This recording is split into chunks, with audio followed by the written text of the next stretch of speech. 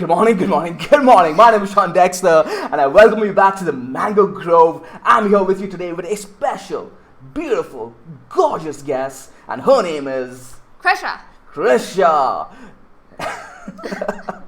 We weren't actually planning on doing a duo episode today, guys, but hey, the markets are far too interesting, and we said, hey, why not do an impromptu video? Krisha's along with us today for today's daily video. Everything's red. Krisha, what are your thoughts? Link just got hammered. Like, look at Oh, that. man. From the entire list, Link is like 5% down. Actually, no, Matic Matic is is, up yeah. there competing with Link.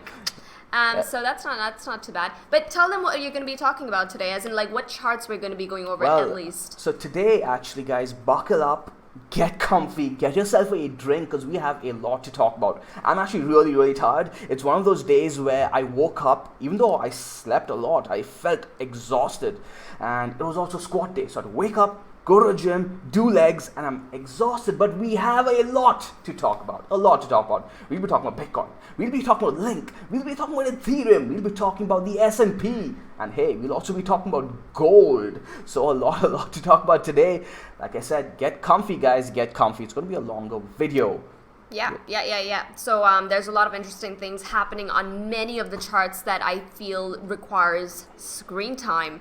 Right, so take over, Shawn. Take over. So Bitcoin.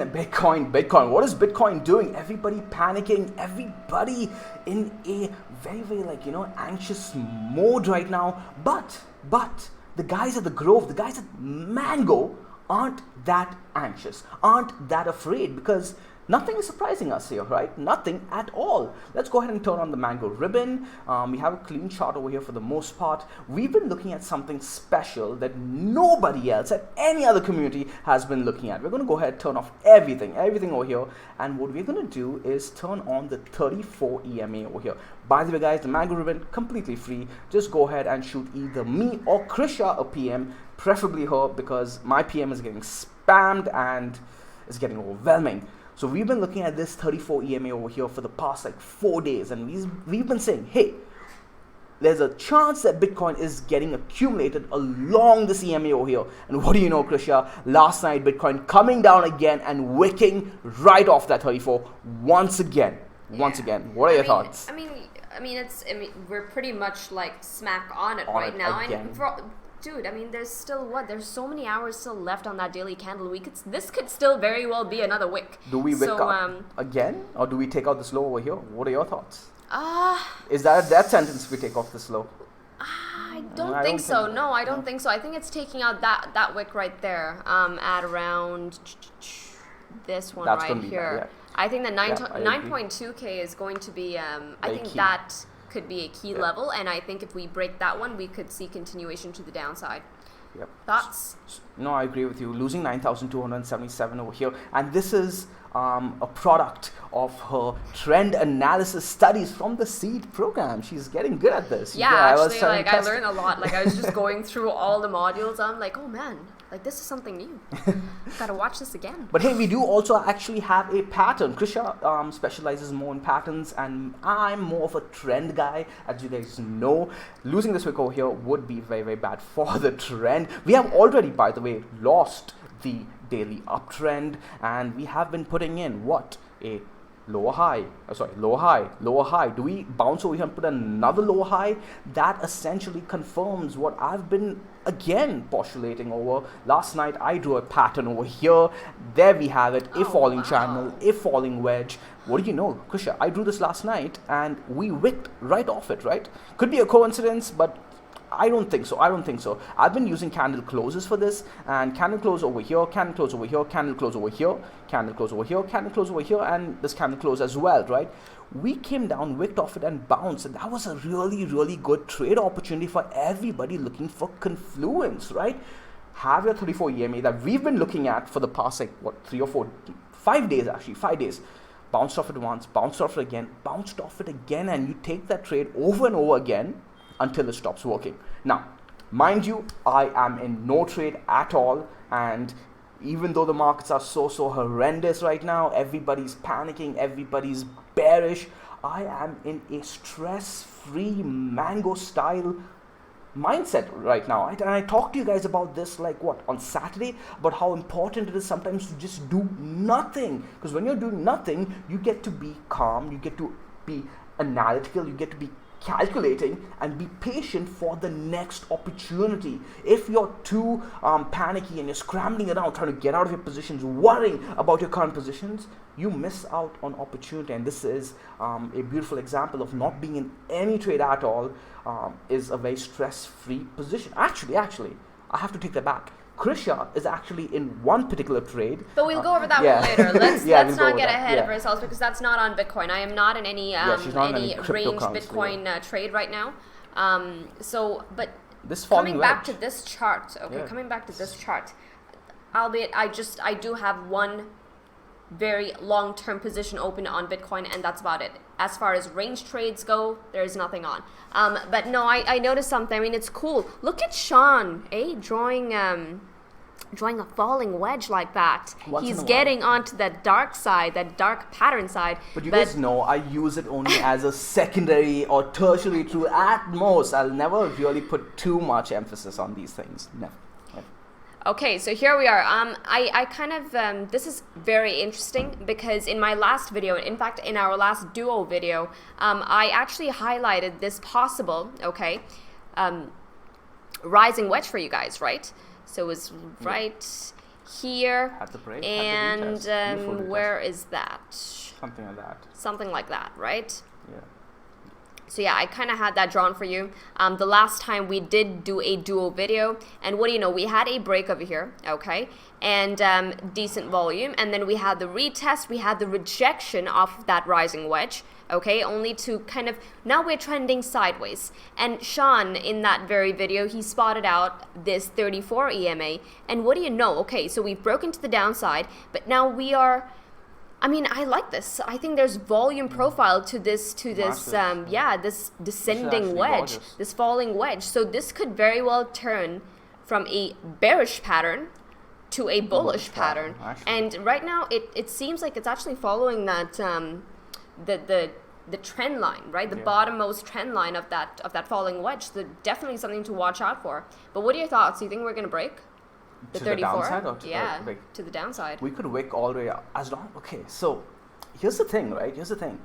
These are the kind of patterns that I actually do like, and if you guys have been following me on Link, you guys know how we spotted that massive ascending triangle within which there was a symmetrical triangle, within which there was a cup and handle. Those are the kind of patterns I really do like, because there's a lot of structure in those charts. Over here, you're seeing structure, right? You have your daily uptrend, where we were able to very easily identify clean uptrend, breaking that uptrend, putting that M-like formation, which, by the way, is very similar to this, right? That's how we even spotted, hey, we may actually get accumulated on that 34. That's how we got that trade opportunity. Very similar. When you have structure, something that you can actually play with, that's what I like. And now we have that. Rising wedge into a falling wedge onto major support, the 34 EMA, and this is, Krisha, also weekly support, all right? This is weekly support around the 9,500 region. Are we getting accumulated over here? Do we actually bounce on this region? In my opinion, everything that's happening thus far is still A-okay. I know people are getting bearish, especially in the Grove. There are some people who are jumping on every red opportunity, every red candle BTC has. Oh my god, guys, told you the bulls were wrong. I mean, I don't even want to get into that right now. I could lecture you guys on that for a while, but please stop being childish, guys. Please stop being childish. You guys know who I'm talking about, all right? Anyways, everything is A-okay until we lose this wick over here. If we lose that 9,270 wick, that's when this, in my opinion, breaks down, and we see that measured move that you had, Krisha. What was it? Around 8,500? 8,500, right? Yes. Something around there. There you go, 8,500, right over there. And this has confluence with many things that we've been talking about over the past few days. We have, what is it? We can go over it one by one, but you know what? I'll turn on the mango ribbon, and you're going to see right over here right over here, this cluster right here, right? You have your 200 moving average, you have your Kijun. In fact, if we go ahead and also turn on the 200 EMA, we're going to use the TL EMA for the 200, guys, You can see the 200 EMAs over there too. Then you go on over to the weekly, we're seeing a big cluster right over here at 8,500 to 8,700. The daily 10 SMA, the daily 21 EMA, the Kijun, the Tenkin, okay?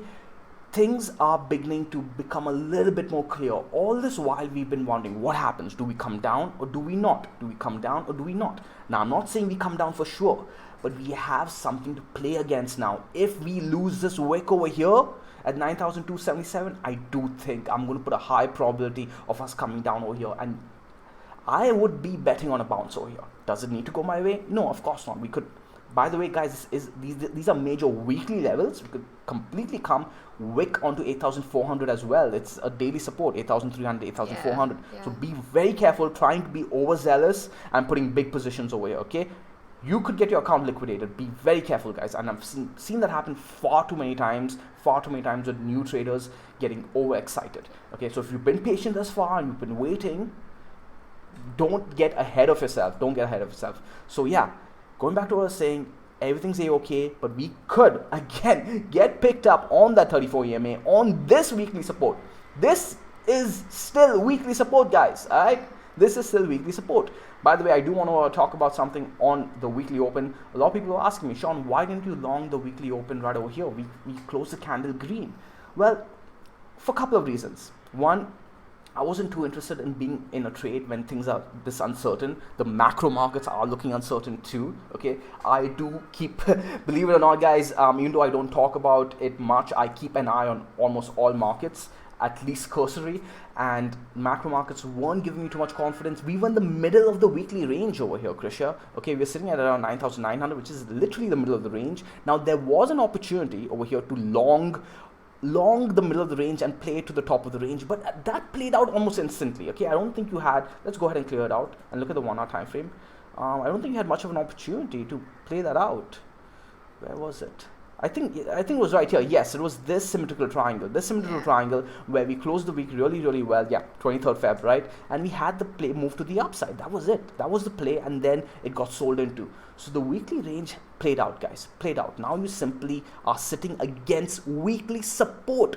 Bottom of the range, 9,500. If you were playing the weekly all this while, things are very clear. No reason to front run a move and go short over here, okay?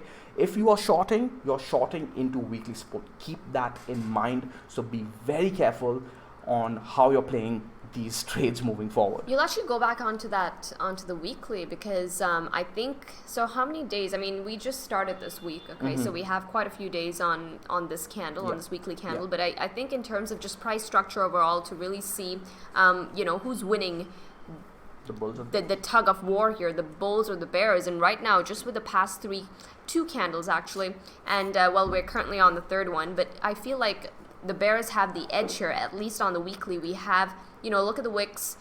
We have like these lower highs. We got the lower lows as well. Now I feel like if this weekly candle actually does close, underneath that orange support line that you have there, I think the next region, I think we could very well see 8,500. We could see the bottom of that cloud. You'll just switch on that cloud. I think I want to kind of drive that one in again, because I thought that was pretty freaking sweet. So yeah, as you can see, I mean, price has been hugging that cloud, right? The cloud support as well as resistance, but it's just been ranging there. So 2 weeks ago, right, when we did the video together 2 weeks ago, when Bitcoin closed over this Kijun and Tenkin over here, as the 21 EMA is right over there too, guys. Ooh, ICX, we'll come back to that in a bit. But Bitcoin closed right over there, over the 21, over the Kijun, over the Tenkin. Really nice close. We speculated on a move all the way to the top of the cloud, and we were talking about how beautiful it would be if we saw that rejection over here and made our way down. Okay, that would be essentially the cloud being the holy grail of everything. And hey, by the way, guys, you do with the Mango ribbon, for those of you who are using the free version of TradingView, I do understand that you guys can't have multiple indicators on your TradingView. So that's essentially why I even created the Mango ribbon for you guys as a convenience indicator, because it also includes the Ichimoku, and you can have my settings on there and you'll have this cloud, because I've been getting that question a lot. Hey Shawn, what is the cloud, what are your settings, and how do I get it on my chart, right? So the Mango ribbon has it all, guys. It's completely free. Shoot Krisha a message and she'll give you access. I totally forgot about that. That's a good point. Like, a lot of people probably don't have access to the entire kind of range of tools that you get with TradingView. But yeah, definitely, like, shoot me a message just directly. You're better off coming to me because I'm usually the one giving access. So yeah. I have to disagree with you on one thing though, Krisha. I don't think the weekly is as bad as you're making it out to be. Yes, we have got a rejection over here. Yes, we've put in a spinning top kind of top over here. But like I said, as long as this weekly support is holding, it's a if this then that. It's a if this then that. As long as this is holding over here on the weekly, everything's fine. If you do want to front run yourself a little bit, you can look at this wick over here on the daily, and everything's still fine. Okay, everything's still fine. We do have a downtrend here. I'm not in any position. Okay, I'm not in any position. I do not want to be playing this. This is a bullish pattern, guys, only if it breaks to the upside. Okay, that's how I look at it. Krisha, do you agree with me on that? Okay, agree. Yeah. So why is this? You guys got to ask yourself. A lot of people, a lot of YouTubers are like, this is a bullish pattern. This is a bullish pattern. Why is it a bullish pattern? I mean, you're putting in lower highs. Okay, we're putting in lower highs and we're putting in lower lows. Why is this? We're not putting one yet. But why is this a bullish pattern if you're putting lower highs and lower lows? Why? It is only a bullish pattern, guys, because if we break that trend of putting in lower highs and lower lows, that's when it becomes a bullish pattern. And the problem with this thing is you don't know when this is going to break. How long is it going to take? Is it going to happen over here? Is it going to happen over here? Is it going to happen over here? When are you going to buy? Okay, bottom catchers try to predict that and they just get wrecked over and over again. And the one time they do get it right, they are vindicated on their bad behavior, and then it just keeps going. And that's how they eventually in the long term lose their accounts. So it's always about getting into good habits, guys, for the long run, all right? And always, if you're playing a pattern, wait for the break. Wait for the break and confirmation. These are things that I go over and over again in the seed program, in the trend analysis, advanced trend analysis module. So for those of you who are on the seed program and you are kind of unsure about how to play this, go ahead and rewatch that module. Okay, so Krisha, thoughts? We have Tenkin here, Kijun here. Do we get that C-SPAN trade? Yeah, very well, actually. In fact, look at this. I mean, to hell with the pattern. I think what takes precedent is, You seeing that? Yes. I think what's going to take precedent here is that weekly support that we have right underneath us right now, that with that orange line. I think just losing that would propel Bitcoin to, well, a different sort of local low. But gun to your head, you think Bitcoin, gun to your head, Bitcoin comes down to 8,500 or not? Or does it bounce there? It's a tough one. Yes. I think so too. I wouldn't trade it. I'm not trading for it, guys, but if you put a gun to my head, I would think that Bitcoin comes down here. There's a lot indicating it, but that's not the trade. Just because you have an opinion on something coming, you don't put your money on the line unless you're sure, right? Unless you have a good trade setup that meets your rules. So when I'm seeing a lot over here, that makes me believe. So the question is, right? Again, another thing for you pattern traders, you have a bullish pattern here, bullish, and you have a bearish pattern that has confirmed itself. Okay, this is confirmed. What do you play? Do you let your biases kick in and try and play for the bounce? Or do you play this move over here that has a measured move to 8,500? So, well, it's always like, for me at least, it's always an if this and that. When I see price action like this, I mean, usually when you see a break of such a big, rising wedge, I'm looking for something a lot stronger to the downside. But the fact that we've kind of been oscillating within a very, very tight range there with Bitcoin, I think you need to be a little more prudent with your entries here. Wait for certain breaks of horizontals. You always have to use it in confluence with something. It can't just be a pattern play.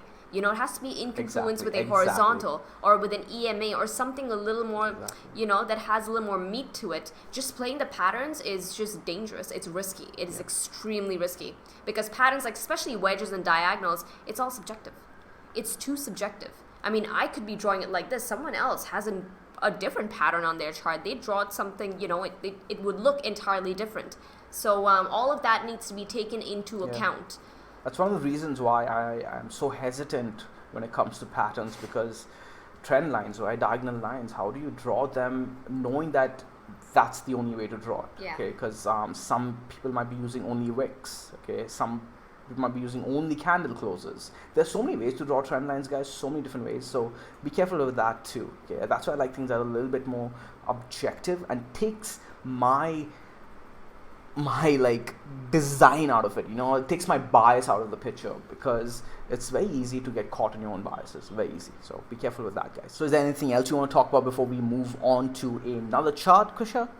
Actually, you know what, let's move on to Link right now, because I feel like it's just ticking there. It's moving up. Okay, so let's Link BTC and then Link USD. We'll start with Link BTC and I have it right over here, and damn. So yeah, Link losing its uptrend happened last night actually, damn. As soon as it lost this wick over here, guys, 4,485 Satoshi, 40,000 Satoshi, I mean. This is why I've been saying it's best to just sit back and play the weekly levels. Link does seem like it wants to have a retest of this major weekly level over here at 36,880 Satoshi. Let's go ahead and turn on the Mango Ribbon. I'm pretty sure it's lost its daily 21 as well. Ooh, okay, well, living underneath the daily 21 EMA is finding support on that Tenkin, the Kijun over here, Krisha, coming in perfectly with this major weekly level. What are your thoughts? Do you think we come down and test this over here? I don't know. Quite frankly, like, I don't like seeing, now this is me personally, okay? Now, I don't like seeing price action like that. I think that's weak. I feel like if it does come back down there, I think we could very well break that line to the downside. Why? Because every time when it breaks a major level, okay, now as you see, can I just, we broke a major horizontal right here, right? That was a major resistance. We just took it in one fell swoop. But then we came and we tested it. We tested for like, 1, 2, 3 days. We tested that. We made a further move to the upside. Okay, now we've broken that uptrend. And I don't know, coming back down here. The markets I would want it, honestly, quite honestly, I wanted to get, if I wanted it to maintain a more bullish kind of, posture, whatever, but I would want it to get picked up here, like that daily 21 or the daily Tenkin. I don't want it coming back down here. I feel like we could very well break that to the downside and possibly even have continuation. What are your thoughts on that? I disagree with that. I do think we get picked up over here, and we do see it bounce, but I do think we're going to come down over here, and I think everything will be fine. Because what people fail to realize, yes, we had a test over here. Yes, we got that test. And getting that second test, in my opinion, isn't a big deal at all. Markets are far more generous than people like to think the markets are. Okay, that's the first point. Second point, Krisha, this is a weekly level. So yes, it looks like we've tested once over here, but if you look at this on the weekly, I'm pretty sure all this was, we'll go ahead and switch to the weekly. All this was a break, a retest on the lower time frames, and then continuation, right? It just looks like one big break on the weekly likely, and now we are having our retest on the weekly level. Okay, so what I would think would happen over here is we bounce, we see that bounce over here, we should see that bounce. I think we put in a lower high on the daily. I really do think we put in a lower high on the daily. Perhaps that lines up with the 10 SMA being that rejection point, and then we come and see the test, and now we want to see a high low on the weekly, okay, because the weekly probably has its low somewhere here, okay, and then we see the high or low somewhere here, okay, and then we go on to have continuation over a period of weeks though, right? So you have to be patient, but I do think everything is fine on the weekly. Let's go ahead and look at the weekly. Let me just clear all of this. Link BTC. And there you go. There you go. And there you go. The Tenkin is right there too. That's right. Okay, well, no, I see what you're saying. No, then you're right. I feel like if it does come back down there, while we did get that retest on the daily, I feel like that is a major weekly level. That's not just something to kind of graze over right there, right? It's a major weekly level. And damn, Chainlink is in price discovery, guys. That was our thing right here. I think this would be very healthy on the weekly time frame for sure. I'm going to try for a trade there. Yeah, I think, man, that's a... I do think that we may actually even wick down over here and test the 10 SMA. So I will likely be looking for a zone buy over here between the Tenkin and the 10 SMA. Likely going to come up to this 34,279 Satoshi. So yeah, guys, try and think a little bit further out when you're trying for the big trades, because sometimes the patience does pay off. Let me go ahead and find I stand completely corrected there. I think that would be a good sort of retest to have on the weekly, and it would still maintain its bullish picture. Damn. Good spot. So the idea wasn't wrong though, right? The idea that you had wasn't wrong. It's correct. It's just that a lot of people forget about this. Just because we have a retest on the lower level, that may not have been a retest on the level that matters. At least to me, okay, the level that matters to me is the weekly level, not the daily level. It is a daily level, yes, but we are looking at this for a while now as a weekly level, right? Link has been generous to us because we've been waiting for this weekly break on the zone, and now this zone, by the way, is come back. We've been looking at the zone for a while. This zone is going to be the retest zone. If you guys have been following me on Link for a while, you guys know how we've been patiently waiting for the zone to break for a while. We got the break, and now do we get that retest? That's a buy for me, at least. This is not financial advice. Like I said, do not ever follow me on any trades. You will lose all your money.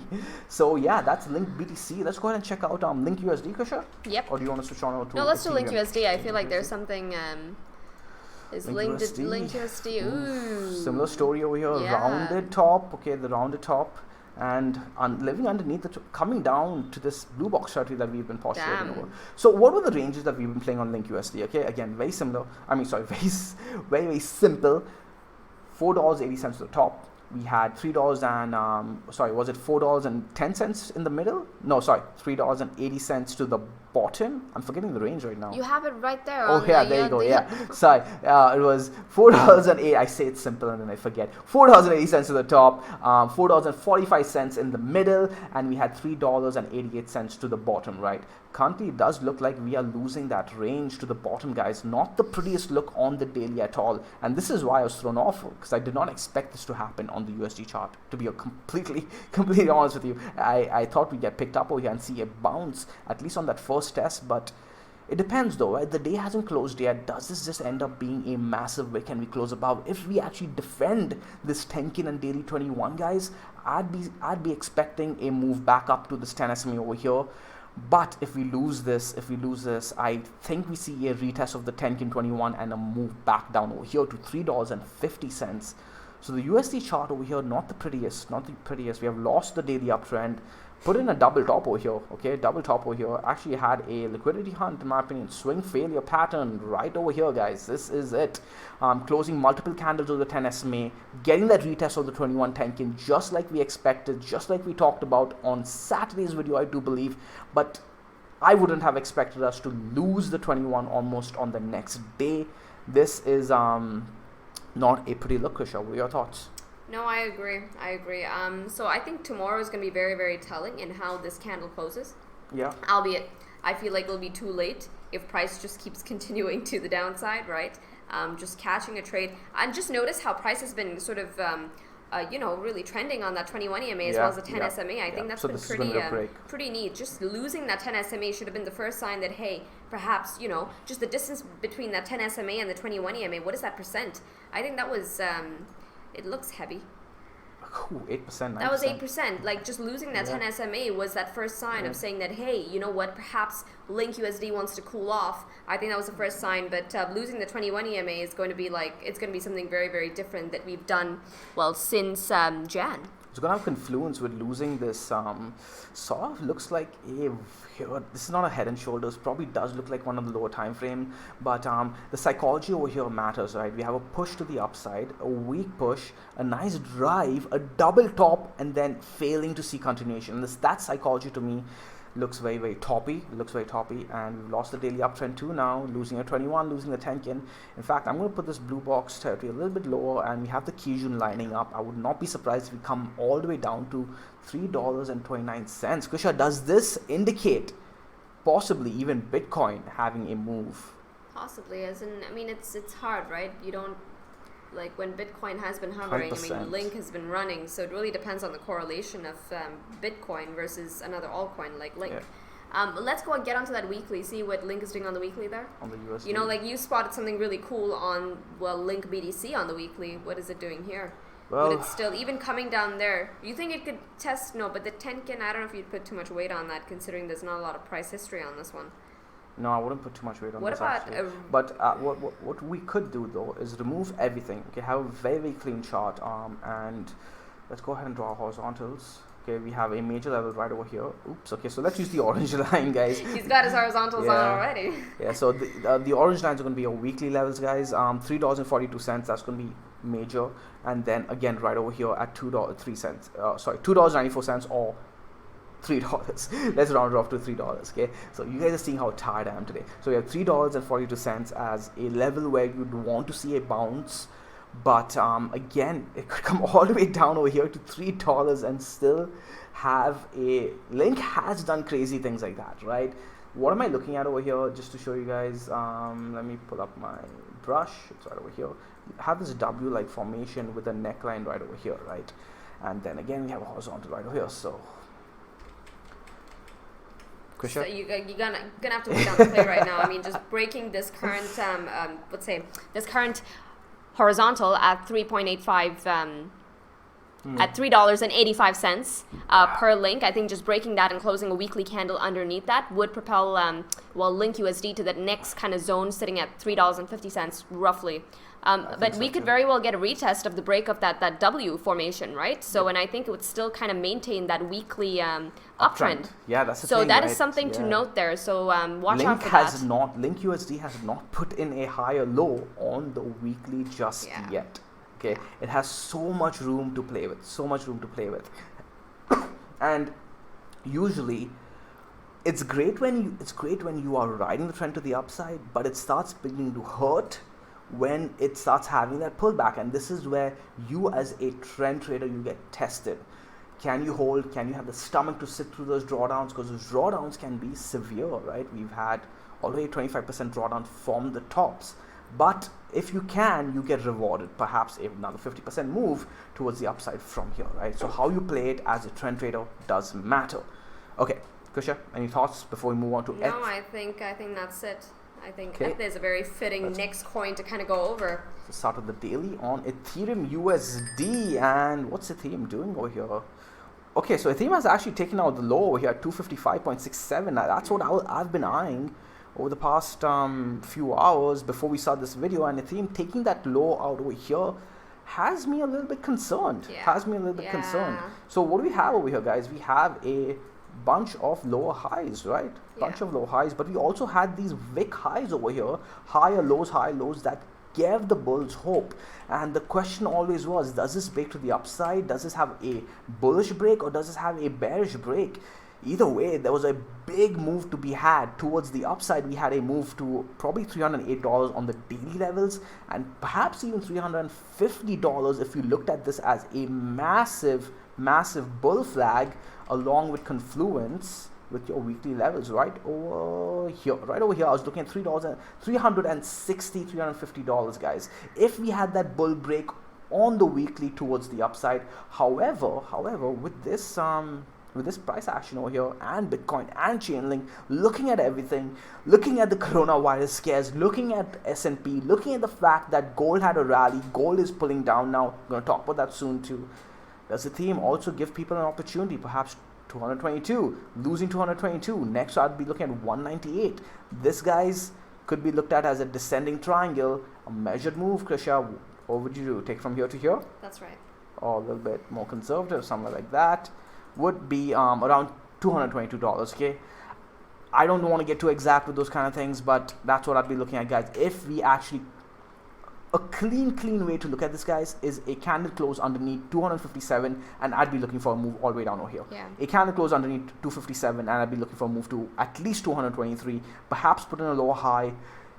People would be looking for weekly retest of the 198 level. I do think that is a weekly level. Let's go ahead and look at that. At USD, that is a weekly level. Look at those wicks there. Yep, that is a major weekly level. That is a major weekly level. And I think just even coming down there, guys, for my last ETH video, we did have 8 straight weeks of just green candles, green on green on green. Coming back down to 198.70 would still kind of maintain that the bullish sort of structure of ETH as well. The daily time frame, I feel, has, I don't know, something happened on this candle here. This one. Look at the volume that came in. I feel like there was distribution there. Thing is that ETH still has a lot of like buying momentum. This is not a pretty picture at all. This is like when I look at the lower time frames. Look at that. Look at this blue box. No, I think we had a break of some sort there. Towards the upside or downside? Downside. Yeah. Well, let's look at this. Okay. High. Yeah. High. In fact, this alone was bearish because we had a double top M-like formation right over here, breaking to the downside, getting the retest of this M-like. This is actually pretty clean. Yeah. Pretty clean. Okay, again guys, let's go over this. You had your swing high, okay, then you had a swing lower high, M-like formation, double top over here with your previous swing high, breaking that neckline hardcore, giving everybody a nice exit right here. Rising channel, Krisha, pattern queen, agrees with me likely, breaking to the downside, getting the retest of that pattern. This is actually gorgeous. This is very nice price action. And you know the thing with ETH is that as soon as it does break a major level, dude, it goes fast. Okay? It goes fast. So like over here, I feel like this is distribution, guys. This is distribution. Yeah. You can see that this is distribution. Again, if you guys are in the C program, please go ahead and watch the order flow module, the institutional order flow module. Please go ahead and watch all of that over and over again. I talk about how these things play out and how you need to be able to spot them and be like, hey, this is my opportunity to exit as well. Okay. All right, so now let's talk about the S&P. This is where things get very interesting. Krisha. Yeah, there's a story actually. So last night I was just making supper, and out of nowhere, Shawn's like, SPY gapped. It gapped hard. Yeah. I'm like, what? And I came running to my computer, right? And like the gap was so massive that I didn't even see it on first glance. I'm just like, where? What? Wait, what? And what was awesome, guys, was that it actually gapped directly on our wedge. Keep in mind that we drew this wedge. Go ahead and find that video. It was all the way in September. We've not touched this ever since. I may have like extended this line a little bit to account for the time that has passed, the lower line, but it literally has gapped down. It gapped that. So I was sitting for the computer, waiting for the market to open. Market opened, and it opened right on the top of the wedge. I'm like, holy. This was one of the most bearish things I've seen on SPY in a very long time. Ever since perhaps these moves over here, this was actually brutal. A lot of my friends who have been trading the traditional markets got wrecked on this, okay? And Krisha, like, what are your thoughts? I don't know, man. I mean, it's still bearish. I mean, the fact that, okay, you know what, we had a gap fill, right? We opened up at that wedge, and first of all, I think that was insane as it is. I mean, the fact that I even missed it, right? But no, we opened there, and we filled the gap, but look at how we're closing right now, right? So, I mean, it's still bearish. It's a bearish candle, and not just that, like even a couple of weeks ago, 3 weeks ago, we had something very similar there where we did have a gap, right? Once again, it opened at the wedge, had the gap fill, closed back down, but then also we rallied. So do we rally again? Do we rally again, right? And we didn't just rally, we rallied to make a new high. So that's also something to note. What are your thoughts on that? Honestly, so the way I'm seeing it right now, is I think we may actually rally over here if we break. Let's go back to when we drew this wedge. Okay, all the way back in September, over here. This candle, guys, when we were drawing the wedge, it was completely filled. It was red. The week hadn't closed yet, and we were saying, guys, everybody's getting bearish. Everybody thinks this market is coming crashing down. Even it was all over the news. Things are looking ugly. We're gonna go down. Blah blah blah. And we said over here at Mango, let's be patient. Let's wait for the candle to close because I think this is gonna rally. We're sitting on weekly Tenkin, weekly Kijun, I do believe as well, and weekly 21, the major weekly levels over here. We hadn't closed the week yet. Let's not get too bearish. We closed inside, got a retest, and then rallied after. Right over here, everybody was getting bearish.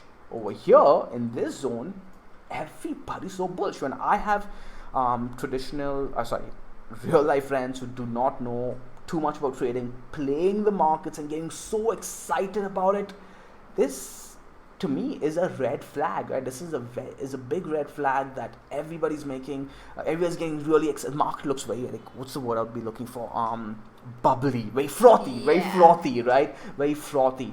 Everybody's in that same 2017 Bitcoin kind of mindset. Everybody's making those money on just being on every move. You just buy and you make money, right? So seemed a lot that's why I've been sitting out and just watching. Okay, I'm fine not making money in the markets as long as I'm protecting myself, and we do have Krisha and I do have exposure to traditional markets, but we are not day trading traditional markets the way my friends are who don't know anything about trading. And that again was a red flag to me. And what are we seeing over here now? What are we seeing over here?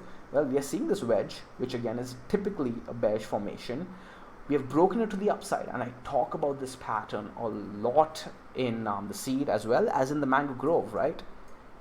Where we break to the upside, have a U-turn, break back in, and then it gets freaking ugly. Then it gets ugly. Are we going to do that? If we actually break back into this, guys, it's going to look ugly. If we take out this low over here at 320.78, it's going to get ugly, okay? We would have lost this weekly uptrend, taking out the higher low on this week over here at $320.87. It's not going to be good, but you have to be patient for that. What I would wait for is a break, an official break of this weekly level over here, and then perhaps a short opportunity on that lower high on the weekly. Look for a major move towards the downside. The markets have shown their concern as well, with gold having a rally towards the upside. And hey, Krisha, you want to tell everybody about your big trade on gold? Krisha is actually in a gold trade. She's been in a gold trade for a while now. I've been on a gold trade, for a very long time, pretty much the break of this zone, right? No, I actually caught it here. At the 1,275 level, and I've been riding gold ever since then. I have been strengthening the position every time my risk management system, tells me to. That's the best thing about, it's pretty much the same thing that we use at seed, right? All the seed guys who have not, gotten to that level yet, to that module yet,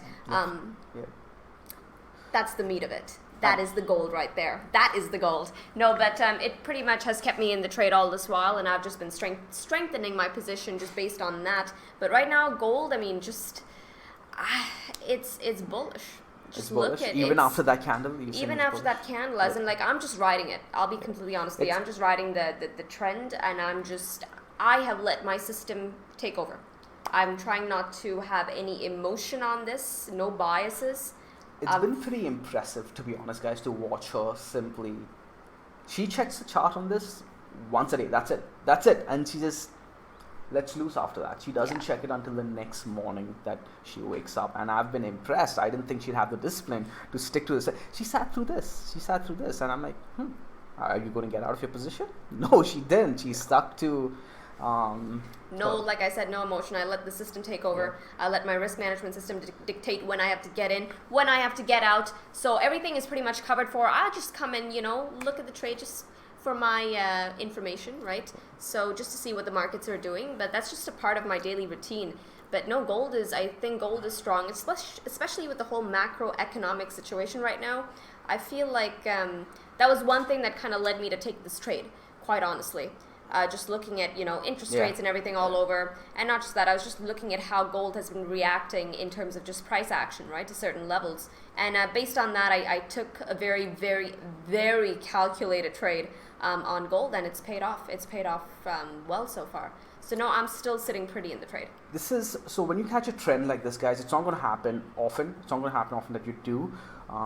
But when you do, you can see how stress-free can get, and what I mean by it's not going to happen, you're going to catch trend trades. But what I'm talking about in particular is the fact that she caught it, and she right off the bat she didn't. And again, I don't mean to take credit away from you at all, Krisha, but right off the bat, you had an impulsive move towards the upside that put you in that stress-free mode, right, where you didn't have to see any losses. Sometimes you're seeing your trade eat up a lot of your profits right off the bat, or you're seeing your trade go slightly into losses before it goes into profits, right? So these are those gem-like moments as a trend trader where you get to enjoy yourself through and through, because it's just impulsive move, two impulsive legs, and then she had to sit through a drawdown over here, but the profits you were sitting in already at that point gave you so much breathing space, right? So now definitely. See, like me over here, I'd see this candle over here, I'd be worried if I was entering somewhere here. I'd be like, damn, I don't want to give up my profits, this is looking bad. But we have 3 days before the weekly candle closes. Correct. And this is what I want to talk about, guys. Let's switch on over to the daily. Gold rallied when S&P had that bearish coronavirus news rampant, right? Gold had a nice rally, but look at the sell-off. Look at the sell-off. We have that big volume node over here. Is this a blow-off top kind of thing? Sure, would you say so? I wouldn't say so. We had something very similar over here. Stick to the trend, right? No matter what. Yeah. Okay. I don't look at blow-off tops and everything. I just follow my horizontals. I feel like that takes precedent over all of these other kind of things out there. So this is something that I talk about in the trend analysis, advanced trend analysis module in the seed, and I'll mention it over here too. It is towards the end of the module where we talk about parabolic tops, blah blah blah. We go into it in far more detail, of course. But what I talk about over there, guys, is that hey, when you're looking for blow-off tops, when you're looking for all of these signs that hey, we might be topping out over here, you do not want to use that as an indication to exit your trade. If you're sitting in a nice long trend trade, you do not want to use that as an indication to exit. If you are looking to enter, then you want to look at those things and be like, you know what, it's looking too dangerous, I do not want to enter. But Krisha is sitting well in profits over here. She's sitting in a trend trade for a while. She doesn't need to look at this and be like, you know what, I'm exiting over here, because what if you use the same rules over here? She would have missed out on this leg, right? So this is a very good example actually of that. We should add this as an example in that module. Because you could have easily looked at this and be like, okay, this is done. Okay, some of the guys in the Grove, right, were getting so bearish. All right, that's it. Gold is coming down all the way to zero. I didn't say zero, but if they're going to make fun of the $1 million mark for Bitcoin, I'm going to start saying zero for other assets. But again, I don't want to get into that. By the way, for those of you who are on that Vine, all the Vine fanboys, actually one other sort of indicator that I use as confluence with the rest of my analysis was actually the Vine. Just a heads up on this one. Check it out for those of you who have access. The Vine works like a dream on gold. Heads up for I was supposed to give you guys a heads up a few days ago. I keep forgetting. Heads up on the Vine. It's no longer going to be lifetime access for future. So I'll give you guys maybe a week or so, a little bit longer, just to be fair to the rest of you. Those of you on the seed, you guys already know this. I gave you guys a heads up 2 weeks ago. But in the future, future buyers of the Vine will no longer have lifetime access. The price, everything's going to stay the same, pretty much the same, around the same figure, but it's only going to be annual access. So it's going to be subscription based, okay, where you have to renew it every year after that. And if you are wondering why, it's just basically to protect the edge, because a lot of people have been getting very interested in the Vine, and I don't like that. I don't want too many people to have access to it. And I'm actually, Krisha is against this, but I'm actually considering not selling the Vine anymore, not having access to it anymore, or maybe give access only to the seed guys. What do you think about that, Krisha? Yeah, as in we'll have to talk about this in depth. Okay, so Krisha thinks I'm being selfish, but I think anyway. I completely get the whole thing that you need to protect the edge, but I think that's a conversation for another time right now. But okay, but this is just a heads up for you guys, because I've been meaning to give you guys a heads up on that very, very soon. And yeah, so that's gold.